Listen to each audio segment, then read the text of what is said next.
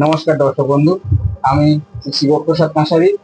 আমি একজন lab technician. বর্তমানে আমি ব্লাড কালেকশন পেশার সাথেও যুক্ত। আমি সুরাহা স্পেশালিটি ল্যাবরেটরির সাথে যুক্ত। আজ আমি এসেছি ডাক্তারবাবুর কাছে। বর্তমানে এই বৃষ্টি শুরু হয়েছে, মরশুম, বর্ষার মরশুম। এই সময় দেখা যায় প্রচন্ড জ্বর হয় রুগীদের, এবং সেই সম্পর্কে আজকে আমি একটু ডাক্তারবাবুর থেকে জেনে নেব যে জ্বরের সময় কি কি রক্ত পরীক্ষা করার প্রয়োজন বা কখন সেই পরীক্ষা করার প্রয়োজন। প্রথমেই আমি ডাক্তারবাবুর কাছে চলে যাব। ডাক্তারবাবু নমস্কার। নমস্কার নমস্কার সকল দর্শক বন্ধু। এখন ডাক্তারবাবুর কাছে প্রথমেই আমরা জেনে নেব জ্বর হলে কখন রক্ত পরীক্ষা করার প্রয়োজন।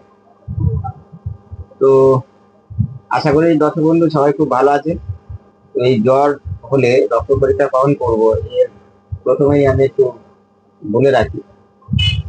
আমাদের মানব শরীরে প্রতিটি মানব শরীরে রোগ প্রতিরোধ ক্ষমতা থাকে, কারো বেশি কারো কম।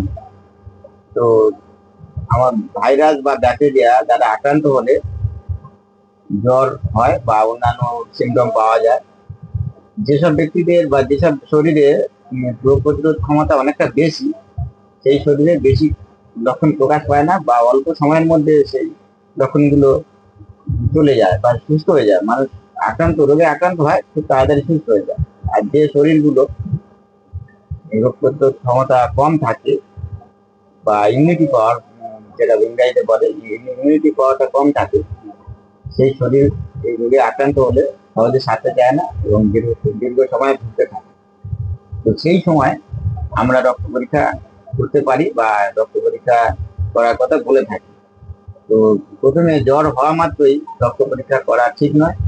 জ্বর হওয়ার পর 2 থেকে 3 দিন যখন জ্বর সারছে না বা জ্বরের সঙ্গে আরো উপসর্গগুলো বাড়ছে, তখনই সেই সময়ে আমাদের রক্ত পরীক্ষা করার সিদ্ধান্ত নেওয়া উচিত। ব্যাস, খুব ভালো। ডাক্তারবাবু সুন্দর করে আমাকে বুঝিয়ে দিলেন। আরেকটু ডাক্তারবাবুর থেকে জেনে নেব জ্বর হলে কি ধরনের রক্ত পরীক্ষা করার প্রয়োজন। জ্বর তো ভাইরাস দ্বারা আক্রান্ত জ্বর হয়, ব্যাকটেরিয়াল ইনফেকশন কারণে জ্বর হয়, শরীরের বিভিন্ন রকম সমস্যার কারণেও জ্বর হয়। জ্বর নিজে কোনো রোগ নয়, অন্য রোগের লক্ষণ মাত্র। তো অন্যান্য ছোটখাটো সমস্যার কারণে যদি জ্বর হয়, সেক্ষেত্রে যে শরীর এমনিতেই রিপেয়ার করে নেয়, সেখানে খুব বেশি ওষুধের প্রয়োজন হয় না বা কোনো পরীক্ষা নিরীক্ষা করতে হয় না। ব্যাকটেরিয়াল ইনফেকশন কারণে বা ভাইরাস দ্বারা আক্রান্ত হয়ে যে জ্বরগুলো হয়, এখন বর্তমান বর্ষা ঋতু চলছে, এই ঋতুতে বেশি জ্বরের লক্ষণগুলো দেখা যাচ্ছে।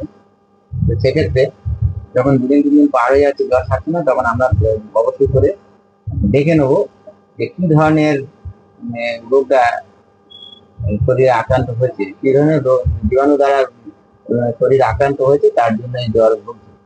তো তার জন্য আমাদের ম্যালেরিয়ার যে ভাইরাসটা রয়েছে, ম্যালেরিয়া জ্বরটা আমরা আইডেন্টিফাই কিছু সময় করতে পারি। যেমন ম্যালেরিয়া জ্বর রাত্রে করে বেশি হয়, কখনো কখনো দুপুরে একবার আসে, আবার রাত্রে আসে। তো দুপুরে খুব কম সময় আসে, বেশিরভাগ সময় মধ্যরাত্রিতে আসে এবং প্রচন্ড কাঁপনি দিয়ে জ্বর আসে। তারপর প্যারাসিটামল বা কোনো ওষুধ না খেলেও জ্বরটা আবার ঘাম দিয়ে কিছু সময় পর চলে যায়।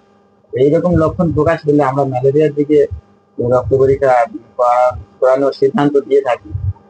আর কয়েকটা রোগের লক্ষণ প্রায় একই রকম হয়ে থাকে, যার ফলে আইডেন্টিফাই করা খুব মুশকিল হয়। যেমন ডেঙ্গু জ্বর, টাইফয়েড জ্বর, ইনফ্লুয়েঞ্জা জনিত কারণে জ্বর। এই জ্বরগুলো যে লক্ষণগুলো আসে, মাথা ভারী হয়ে থাকা, গা হাত প্রচন্ড ব্যথা, বমি হতেও পারে, সর্দি কাশি অল্প পরিমাণে থাকে। তো এই ধরনের জ্বরগুলো এই আইডেন্টিফাই করার জন্য, সঠিকভাবে আইডেন্টিফাই করার জন্য আমাদের রক্ত পরীক্ষা করানো খুব প্রয়োজন। ডেঙ্গু না টাইফয়েড না ম্যালেরিয়া না ইনফ্লুয়েঞ্জা, কি ধরনের জ্বর আইডেন্টিফাই করার জন্য আমরা যে রক্ত পরীক্ষাগুলো করিয়ে থাকি, সিবিসি রক্তের কম্পোজিশন গুলো জানার জন্য। আর ডেঙ্গু পরীক্ষা করানোর জন্য ডেঙ্গু NS1 ফার্স্ট টাইমে করানো হয়। প্রথম 1 সপ্তাহের মধ্যে যদি আমরা মনে করি যে ডেঙ্গু পরীক্ষা করাতে হবে, তাহলে NS1 পরীক্ষা করানো প্রয়োজন। আর 1 সপ্তাহ পরে যখন করানো হয়, তখন ডেঙ্গুর প্রোফাইলটা আমরা করে নিতে বলে থাকি। আর ভাইরাল পরীক্ষা করানো হয় টাইফয়েড জন্য, টাইফয়েড জীবাণুগুলো অ্যাক্টিভ আছে কিনা সেই জন্য, বা টাইফয়েড পজিটিভ হয়ে আছে কিনা সেগুলো জানার জন্য। আর সেই সঙ্গে ম্যালেরিয়া তো আমরা কম বেশি বলে থাকি যে এগুলো পরীক্ষা করে নেবেন। সে রাত্রিবেলা জ্বর আসুক বা সবসময় জ্বর ছেড়ে জ্বর আসুক, মোটামুটি একটা এই 4-5 রকম একটা রক্ত পরীক্ষা করার সিদ্ধান্ত দেওয়া হয়ে থাকে। তো খুব সুন্দর করে ডাক্তারবাবু আমাদেরকে বুঝিয়ে দিলেন যে রক্ত পরীক্ষা কখন করা প্রয়োজন, জ্বরের কি কি সিমটম থাকলে রক্ত পরীক্ষা করা প্রয়োজন, সমস্ত আশা করি আমরা সবাই বুঝতে পেরেছি। এরপরে যদি আপনাদের কোনো প্রশ্ন থাকে বা কোনো কিছু জানার বিষয় থাকে, আপনারা কমেন্ট বক্সে কমেন্ট করবেন, ডাক্তারবাবুর যথাযথ উত্তর দেবেন। এবং এছাড়াও অন্য কোন বিষয়ে ভিডিও আপনারা দেখতে চান সেটাও কমেন্ট বক্সে কমেন্ট করবেন, আমরা চেষ্টা করব সেই বিষয়ের উপরে ভিডিও করে দেওয়ার জন্য। এবং আজ আমাদের জ্বর এবং রক্ত পরীক্ষার বিষয়ে ভিডিও এখানেই শেষ হলো। আপনারা সবাই ভালো থাকবেন, সুস্থ থাকবেন, এবং সেই সাথে ডাক্তারবাবুকে অসংখ্য ধন্যবাদ, নমস্কার, আপনার অমূল্য সময় দেওয়ার জন্য আমাদেরকে। সবাই ভালো থাকবেন।